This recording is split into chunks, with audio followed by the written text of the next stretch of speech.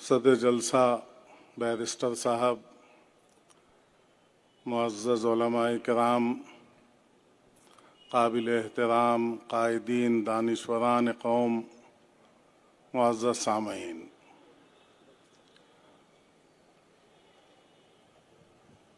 अगस्त का महीना है।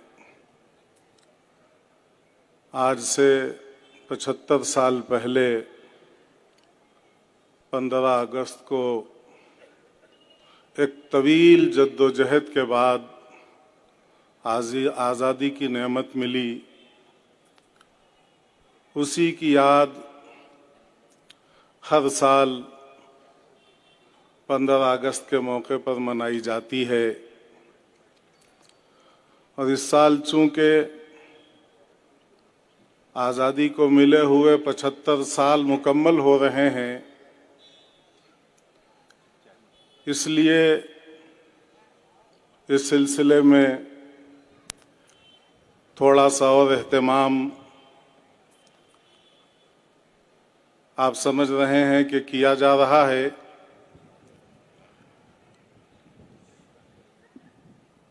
दोस्तों, ये आज़ादी की तहरीक और ये जद्दोजहद आज़ादी के सिलसिले में बहुत सी बातें मख्फी हैं और बहुत सी बातें कम इल्मी पर मबनी हैं। अभी जैसा कि आपने सुना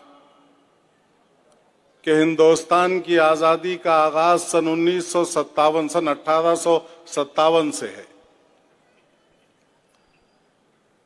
एक साजिश के तहत मुसलमान सूरमाओं की कुर्बानियों को भुलाने के लिए, उन्हें छुपाने के लिए ये बात मशहूर की गई कि मुल्क की आज़ादी की जद्दोजहद सन 1857 में शुरू हुई है। ये बात कम इल्मी पर मबनी है।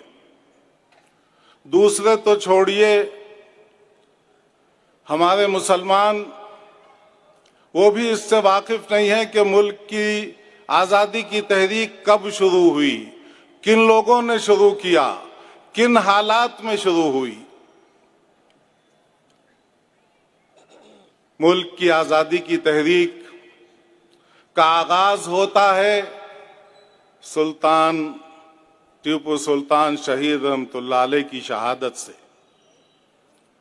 अंग्रेज इस मुल्क में आए, तिजारत के बहाने आए, और जब इस मुल्क पे उन्होंने कब्जा करना चाहा तो उनके इरादों के सामने जो दीवार बनकर खड़े हुए, उनमें दो नाम बहुत मशहूर हैं, एक नवाब सिराजुद्दौला का और टीपू सुल्तान शहीद रहमतुल्लाह अलैह का।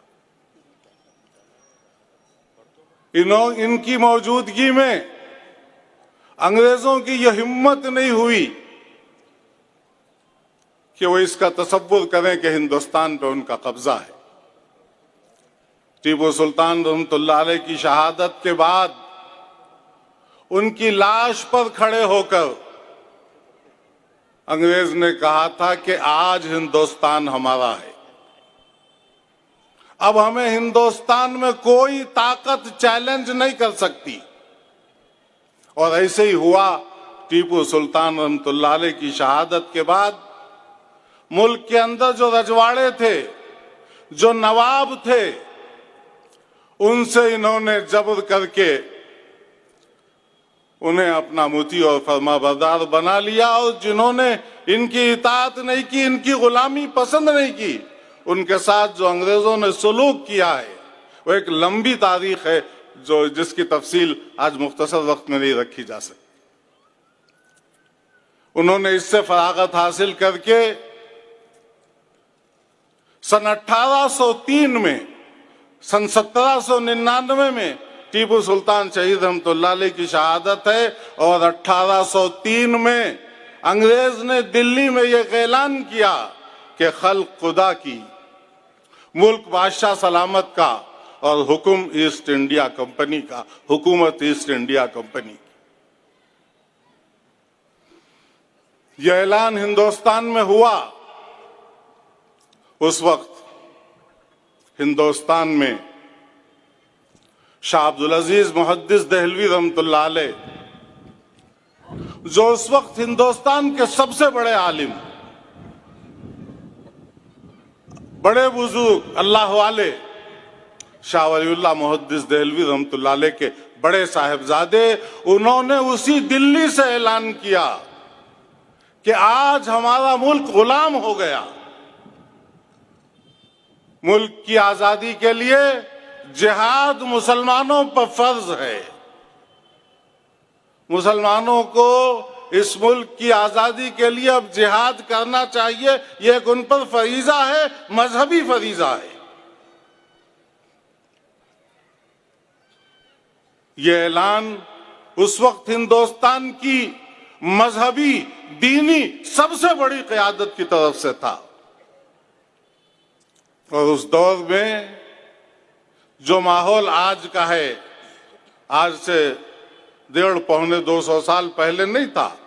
उस वक्त मुसलमानों में सालहियत थी, उलमा का और दीनी कायदीन का एहतराम था। शाह अब्दुल अजीज मुहद्दिस देहलवी रहमतुल्लाह अलैह के इस ऐलान पर, इस फतवे पर, इस आवाज पर मुल्क से हजारों लोग जिहाद आजादी के लिए तैयार हुए। हिंदुस्तान में कोई माई का लाल नहीं था जो उस वक्त अंग्रेजों का जबकि दबदबा था, उनके खिलाफ जबान खोलता, चाहे जाए कि उनके खिलाफ जिहाद आजादी का फतवा शाह अब्दुल अजीज मुहद्दिस देहलवी रहमतुल्लाह अलैह ने दिया और उसकी उन्हें कीमत चुकानी पड़ी। शाह अब्दुल अजीज मुहद्दिस देहलवी रहमतुल्लाह अलैह को इसी फतवे की पादाश में जहर दिया गया, जिससे उनकी आंखों की रोशनी खत्म हो गई, उनकी जायदाद कुर्क कर ली गई, उन्हें दिल्ली से शहद बदर कर दिया गया। लेकिन इसके बावजूद शाह अब्दुल अजीज मुहद्दिस देहलवी रहमतुल्लाह अलैह के पाए इस्तिकलाल में फर्क नहीं आया और अपने मौक़िफ़ से 1 इंच नहीं हटे और इस मुल्क में जिहाद आजादी की तहरीक को बराबर जिंदा रखा। अपने रुफ़ाक़ा मुतअल्लिक़ीन को तैयार करते रहे। सन 1824 में शाह अब्दुल अजीज मुहद्दिस देहलवी रहमतुल्लाह अलैह का इंतकाल होता है, तो इंतकाल से पहले सैयद अहमद शहीद रहमतुल्लाह अलैह और अपने खानवादे के फर्द इस्माइल शहीद रहमतुल्लाह अलैह, मौलाना इस्माइल शहीद रहमतुल्लाह अलैह, इन दोनों को तैयार करते हैं इस तहरीक की क़यादत के लिए, इस तहरीक को आगे बढ़ाने के लिए, इस तहरीक को परवान चढ़ाने के लिए। उनके इंतकाल के बाद ये दोनों, सैयद अहमद शहीद रहमतुल्लाह अलैह और मौलाना इस्माइल शहीद रहमतुल्लाह अलैह, मुल्क का दौरा करते हैं, मुसलमानों से बैत जिहाद लेते हैं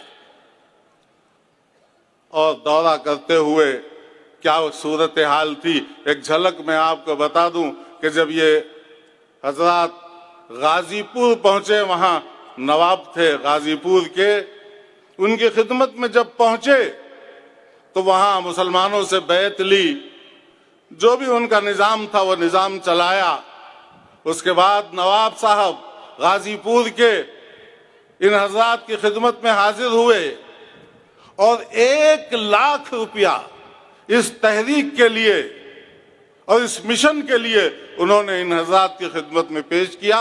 1 लाख रुपए की अहमियत का अंदाजा आपको इससे होगा कि उस जमाने में 1.5 से 2 रुपए में बकरी मिलती थी, 6 से 7 रुपए में गाय और भैंस मिलती थी। आज के 1 लाख करोड़ रुपए होंगे और न सिर्फ पैसा दिया बल्कि अपने जवान बेटे को हजरत मौलाना इस्माइल शहीद रहमतुल्लाह अलैह की खिदमत में पेश किया कि इसे ले जाइए और इसे जिहाद में इस्तेमाल कीजिए। इसी तहरीक का नतीजा है कि सन 1831 में बालाकोट में बराह रास्त अंग्रेजों से जंग हुई और इस जंग में ये दोनों शहीद हुए। आज भी बालाकोट में सैयद अहमद शहीद रहमतुल्लाह अलैह और मौलाना इस्माइल शहीद रहमतुल्लाह अलैह की कब्रें मौजूद हैं और हजारों उलमा और मुसलमान उस जंग में शहीद हुए। अल्लाह रब्बुल इज्जत की मसलहत थी, ये उलमा नाकाम हुए। लेकिन ये तहरीक खत्म नहीं हुई।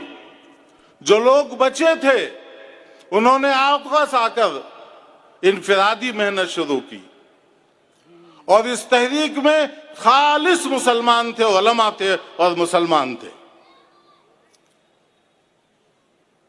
बालाकोट के मैदान से वापस आने के बाद बचे कुचे मुजाहिदीन ने फिर मेहनत शुरू की, इनफिरादी लोगों से मुआहदे किए, लोगों को तैयार किया और फिर 26 साल के बाद 1857 में वो जिहाद आजादी, दूसरा जिहाद आजादी हुआ है, जिसमें बिरादरान वतन भी शरीक थे, लेकिन उनकी शिरकत बहुत कम थी, तादाद बहुत कम थी, मुसलमान अक्सरियत में थे। और ये जिहाद आजादी, ये जंग आजादी जो लड़ी गई है, गो इसमें भी मुसलमानों को, उलमा को शिकस्त हुई, लेकिन उस जंग की सख्ती का और अहमियत का अंदाजा लगाइए कि उस जंग के बाद अंग्रेजों को उलमा से और दाढ़ी वालों से नफरत हुई और उन्होंने उलमा को सूली पर चढ़ाया जाए। और अलामत यह थी कि जिसका कुर्ता लंबा है, जिसके चेहरे पे दाढ़ी है, जिसके सर पे टोपी है, उसे सूली दी जाए। मेरठ के 150 उलमा की, 150 शोहदा की जो तारीख मिलती है जिन्हें सूली दी गई है, उनमें 100 से ज्यादा तादाद उलमा किराम की है। सिर्फ दिल्ली में 35 से 36 हजार उलमा को सूली पर लटकाया है अंग्रेजों ने इसी जंग की पादाश में। तारीख महफूज है, किताबों में लिखा है। दिल्ली जो मुगलिया सल्तनत से इस्लामी उलूम और फनून का मरकज थी, दीनी मरकज था, वहां सूरत हाल यह थी कि दिल्ली के बाहर से कोई अगर वरासत का मसला पूछने आता तो दिल्ली में मीलों चलता, कोई वरासत का मसला बताने वाला मौलवी नहीं मिलता। कई कई किलोमीटर तक लोग अपने कंधे पर अपनी लाश उठाकर लेकर जाते थे, जनाजा पढ़ाने वाले नहीं मिलते थे। ये कुर्बानियां मुल्क के अंदर मुसलमानों ने दी और उलमा ने दी। इसमें सबसे बड़ा तबका उस वक्त उलमा इकराम का था, इसलिए कि एक मजहबी क़यादत से तहरीक शुरू हुई थी और ये एक मजहबी फरीज़े की शक्ल में मुसलमानों की जिम्मेदारी थी। मेरे भाई, इसी तहरीक आज़ादी के लिए इन उलमा ने क्या क्या किया है, आप उसका तसव्वुर नहीं कर सकते। सन 1857 के बाद इस तरह फांसियों का बाजार गर्म हुआ। लिखा है किताबों में कि दिल्ली की फतेहपुरी मस्जिद, लाल किले के सामने जो सड़क है, वो सड़क के आगे जाएंगे आप तकरीबन आधा पौन किलोमीटर, तो वहां मस्जिद फतेहपुरी है। मस्जिद फतेहपुरी से पंजाब तक सड़क पर दोनों तरफ दरख्त थे, उस पर कोई दरख्त ऐसा नहीं था जिस पर किसी मुसलमान आलिम की लाश लटकी हुई नहीं थी। मेरे भाई, तफसील का मौका नहीं है, पता नहीं कब चिट्ठी आ जाए कि मुख्तसर कीजिए। ये दूसरी जंग आज़ादी 1857, जहां से अभी हमारे पांडुरंगा साहब ने भी कहा कि 1857 से नहीं, तो जिहाद आज़ादी की तारीख 1803 से शुरू होती है और 1831 में बालाकोट का मैदान जो है जंग का मरकज बनता है और फिर 1857 में यह दूसरी जंग होती है जिसे हम जिहाद आज़ादी कहते हैं और दूसरे गदर कहते हैं। पहली जिहाद आज़ादी और दूसरी जिहाद आज़ादी के बाद बहुत सी बेवाएं यतीम हो गईं। हजारों की तादाद में उन शोहदा के लड़के सड़कों पर आ गए। उनके सर पे कोई हाथ रखने वाला नहीं, उनकी परवरिश और तरबियत करने वाला कोई नहीं। इज्जतदार घरानों की औरतें भीख मांगने पर मजबूर हो गईं। ऐसे वक्त में अंग्रेज मिशनरी, क्रिश्चियंस स्कूल और क्रिश्चियनिटी के लोग मैदान में आए। उनका दीन और मजहब उनका खरीदने के लिए, और उन्होंने उनके माओं से कहा कि ये बच्चे हमें दे दो, हम इन्हें खिलाएंगे, हम इन्हें पढ़ाएंगे, हम इन्हें पहनने के लिए लिबास देंगे, इनकी जरूरियात पूरी करेंगे और एक बेहतरीन शहरी बनाकर तुम्हें वापस करेंगे। उलमा इकराम ने महसूस किया कि जिनके बाप दादा अंग्रेजों के खिलाफ जंग करते हुए जामे शहादत नोश कर लिया, आज उनकी औलादें, ये अंग्रेज उन्हें अपना गुलाम बनाना चाहते हैं और उनके अंदर से जज्बे हुर्रियत निकालना चाहते हैं। उलमा इकराम बैठे और उन्होंने मशवरा किया, और मशवरा करके उन्होंने एक इदारे के क़याम का फैसला किया, और जिस तरह ऐलान अंग्रेजों ने किया था उसी तरह ऐलान उन उलमा ने किया। उन शुहदा के घर वालों से कहा कि तुम अपने बच्चे हमारे हवाले करो, इनको खिलाएंगे, इनके पहनाने का नज्म करेंगे, इनके रहने का नज्म करेंगे, इन्हें पढ़ाएंगे, इन्हें किताब देंगे और इन्हें एक बेहतरीन इस्लामी मुजाहिद और बेहतरीन शहरी बना के वापस करेंगे।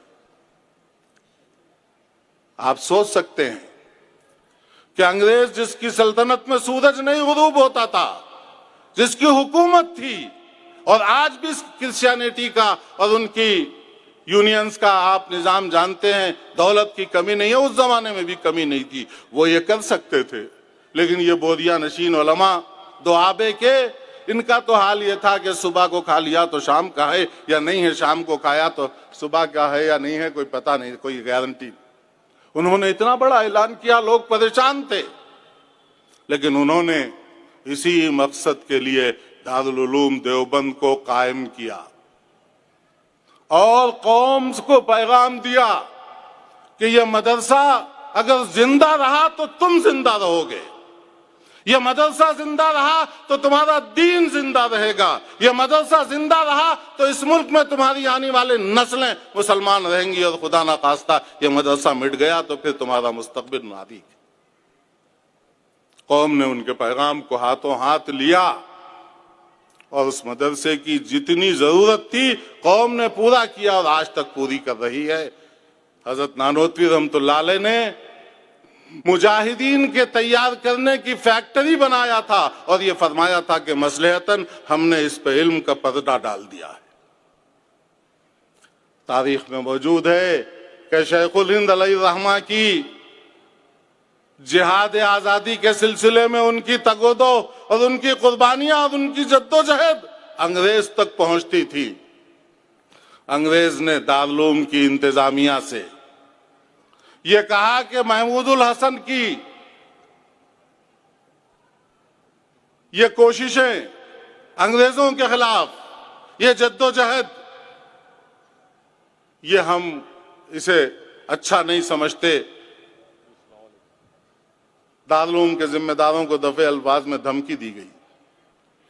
उस वक्त के मोहतमिम ने मौलाना मनाजिर हसन गिलानी रहमतुल्लाह अलैह, जो उस्मानिया यूनिवर्सिटी के प्रोफेसर रहे और जिंदगी का बड़ा हिस्सा यहाँ गुजारा, उन्होंने लिखा है कि दारुल उलूम के मोहतमिम ने मौलाना मनाजिर हसन गिलानी रहमतुल्लाह अलैह से कहा कि शेखुल हिंद से कहो कि आपकी इस तहरीक से दारुल उलूम को नुकसान पहुंचने का खतरा है, आप इस तहरीक को छोड़ दें। हजरत मनाजिर हसन गिलानी रहमतुल्लाह लिखते हैं कि हजरत लेटे हुए थे शेखुल हिंद, उनके उस्ताद, जब मोहतमी में दारुल उलूम का ये पैगाम पहुंचा तो उठ के बैठ गए और ये फरमाया कि मैं जानता हूं उस्ताद मोहतरम ने इस इदारे की बुनियाद किस लिए रखी थी। इसका मकसद था मुजाहिदीन को तैयार करना ताकि मुल्क से इस हुकूमत को भगाया जा सके, इस मुल्क को आजाद कराया जा सके, और इस पर इल्म का पर्दा डाल दिया था। मेरे भाई, यही शेखुल हिंद अलैहिर्रहमा आता है उनकी सीरत में कि पस्तकद आदमी थे, दुबले पतले आदमी थे, लेकिन अल्लाह ने क्या दिमाग दिया था और क्या सलाहियतें दी थी। उन्होंने इस मुल्क में जिस तरह जिहाद आजादी की क़यादत की है, आप उसका तसव्वुर नहीं कर सकते। रेशमी रुमाल की तहरीक शेखुल हिंद ने इस मुल्क की आजादी के लिए चलाई। उसे रेशमी रुमाल की तहरीक इसलिए कहते हैं कि पैगामात जो भेजे जाते थे इस मुल्क से उस मुल्क में अपने रुफका के पास, अपने साथियों के पास, और जरूरत के मुताबिक, तो वो उस जमाने में रुमाल आते थे रेशम के, उस पर लिख दिया जाता था और जाने वाला उस रुमाल को ओढ़कर चले जाता था। पता भी नहीं चलता था कि ये कोई पैगाम लेकर आ रहा है, मैसेज लेकर के आ रहा है। मौलाना उबैदुल्लाह सिंधी रहमतुल्लाह अलैह को शेखुल हिंद ने अफगानिस्तान भेजा और खिलाफत इस्लामिया से मदद लेने के लिए और अपना प्लान उन तक पहुंचाने के लिए और अपने प्लान के सिलसिले में मदद लेने के लिए शेखुल हिंद जो है मक्का मुकर्रमा गए हज के इरादे से। वहां खिलाफत इस्लामिया के जिम्मेदारों से बात हो गई, मुलाकात की तारीख तय हो गई, लेकिन शरीफ मक्का की गद्दारी की वजह से खतूत पकड़े गए और शेखुल हिंद अलैहिर्रहमा को वहीं गिरफ्तार करके माल्टा की जेल में भेज दिया। उस जमाने में पूरी दुनिया के अंदर अंग्रेजों के जो मुखालिफिन थे, कायदीन थे जो उनसे मुकाबला कर रहे थे, अंग्रेज उनको पकड़ पकड़ कर माल्टा की जेल में भेज देता था। कुछ कम 4 साल हजरत शेखुल हिंद अलैहिर्रहमा ने माल्टा की जेल में काटे, लेकिन गाफिल नहीं रहे इस तहरीक से। अपने साथियों और अपने शागिर्दों तक बराबर पैगाम देते रहे कि क्या करना है क्या नहीं।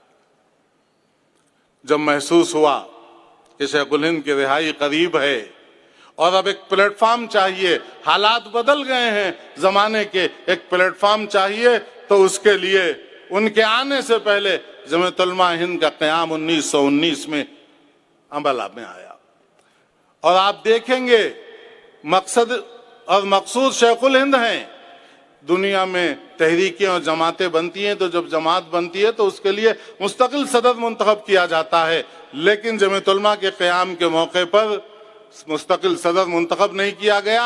मुफ्ती किफ़ायतुल्लाह साहब रहमतुल्लाह अलैह को आर्जी सदर बनाया गया, इसलिए कि लोग उलमा जानते थे कि ये दस्तरखान जिसके लिए सजाया गया है, ये महफिल जिसकी लिए सजाई गई है, वो शहसवार शेखुल हिंद। शेखुल हिंद की रिहाई 1920 में होती है, तशरीफ लाते हैं, और कैसा उनका मिजाज और कैसा उनके अंदर जज्बे हुर्रियत। शेखुल हिंद तशरीफ लाए, उस जमाने में जहाज गोदी तक नहीं लगते थे, दूर खड़े हो जाते थे, वहां से छोटी छोटी कश्तियों पर मुसाफिरीन को लाया जाता था। शेखुल हिंद अभी जहाज में हैं, सर रहीम बख्श मदारुल महाम रियासत भावलपुर के, उन्हें अंग्रेज पहुंचाते हैं शेखुल हिंद की खिदमत में, और वो जहाज में जाके अर्ज करते हैं कि हजरत आपने पूरी जिंदगी अंग्रेजों की दुश्मनी में निकाल दी, अंग्रेज तो गया नहीं, अंग्रेज मौजूद है, मगर हमारा नुकसान यह हुआ कि हमारी मसनद हदीस वीरान हो गई। हमारी खानका जहां से लोग आपसे अल्लाह अल्लाह करना सीखते थे, वो खानका आज वीरान हो गई। अब जो जिंदगी का बाकी हिस्सा है, हम चाहते हैं कि फिर आप अपने मसनद दर्स को आबाद करें और अपनी खानका को आबाद करें। हज़रत शेखुल हिंद बूढ़े, माल्टा की जिंदगी, वहां की सर्दी उससे कमजोर नहीफ हो गए, लेकिन उनके इस कहने पर उनके अंदर जज्बा आया, जोश आया, और उठकर बैठ गए और ये फरमाया कि सर रहीम बख्श, मैं तो ये इरादा करके आया हूं कि हिंदुस्तान के कोने कोने तक जाकर मुसलमानों से कहूं कि मुसलमानों, तुम्हारे लिए अंग्रेजों की गुलामी हराम है, तुम अपनी गर्दन से ये बोझ उतार फेंको। और ये भी मैं सोचा हूं कि अगर मैं अपने बुढ़ापे की वजह से न चल सका तो अपने शागिर्दों से कहूंगा कि मुझे चारपाई पर लिटाकर, मुझे जनाजे की तरह उठाकर मुसलमानों की बस्तियों तक ले चलो, ताकि मैं उनसे जाकर कहूं कि मुसलमानों, तुम्हारे लिए अंग्रेजों की गुलामी हराम। यह है कुर्बानियां। सूबे जात मुत्तहदा का गवर्नर अंग्रेजों का मिस्टर मिस्टन, वो अपनी किताब में लिखता है कि शेखुल हिंद के अंदर अंग्रेजों की दुश्मनी इतनी थी कि अगर उनको जलाकर राख कर दिया जाए तो उनकी राख से भी अंग्रेजों की दुश्मनी और अदावत की बू आएगी। मेरे भाई, उसी इदारा जिस इदारे के अंदर मुजाहिदीन तैयार करने की नीयत से कायम किया गया था, उसका पहला फर्जंद, उसका पहला तालिब इल्म शेखुल हिंद, उसने क़यादत की और रेशमी रुमाल की तहरीक चलाई। और अंग्रेजों की सीआईडी आज तक ये पता नहीं कर सकी कि इस तहरीक के रूह रवां और इसका चलाने वाले और इसके पीछे दिमाग शेखुल हिंद वो उबैदुल्ला सिंधी और दूसरों का नाम लेते रहे। और पूरी तहरीक का रिकॉर्ड ब्रिटिश लाइब्रेरी में मौजूद है। फिर वहीं उन्होंने अपने शागिर्दों के अंदर वो जज्बा कूट कूट के भरा और उसके नतीजे में ये मुल्क आजाद हुआ। बदकिस्मती से आजादी के साथ ये मुल्क तकसीम हो गया और उस तकसीम की वजह से कुछ लोगों ने दर पर्दा इन सूरमाओं और इन मुजाहिदीन की तारीख पर पर्दा डाला। लेकिन जितना कसूर उनका है उससे ज्यादा कसूर हमारा है कि हमने ही अपने इन हीरोओं को और इन सूरमाओं को भुला दिया। शाह अब्दुल अजीज रहमतुल्लाह अलैह से लेकर 1857 की तारीख खालिस मुसलमानों पर मुश्तमिल है, जो मुल्क की आजादी के लिए जिन्होंने हर किस्म की कुर्बानियां दी है। वक्त ज्यादा हो रहा है, मैं तफसील में नहीं जाऊंगा। मैं सिर्फ इतना बताना चाहता हूं कि जो डाटा महफूज है गवर्नमेंट ऑफ इंडिया के पास कि जिन्होंने मुल्क की आजादी के लिए जामे शहादत नोश किया है, उनकी कुल तादाद 95,300 है। उसमें 63,400 मुसलमान हैं और दूसरे हिंदू अपर कास्ट और जो शेड्यूल कास्ट वगैरह के 14-15 हजार हैं और ऊंची जात के ब्राह्मण कुल 598 हैं। सिखों की तादाद उनकी आबादी के एतबार से ज्यादा है, 8,000 उसमें सिख है। और आज बदकिस्मती से मुल्क पे जो लोग हुकूमत कर रहे हैं, इनकी तारीख तो यह है कि इनका कोई फर्द इस मुल्क की आजादी की तहरीक में कभी शरीक नहीं हुआ, बल्कि ये अंग्रेजों के पिट्ठू थे, अंग्रेजों के एजेंट थे और मुजाहिदीन आजादी की ये जासूसी किया करते थे। आज ये 75वां जश्न बना रहे हैं और झंडे के सिलसिले में कि हर घर पे लहराया जाए, हमेशा मुसलमान जमातें और तंजीमें इसे लहराते रहे। लेकिन खुद इनका किरदार यह है कि इन्होंने 52 साल तक अपने हेडक्वार्टर पे ये झंडा नहीं लहराया।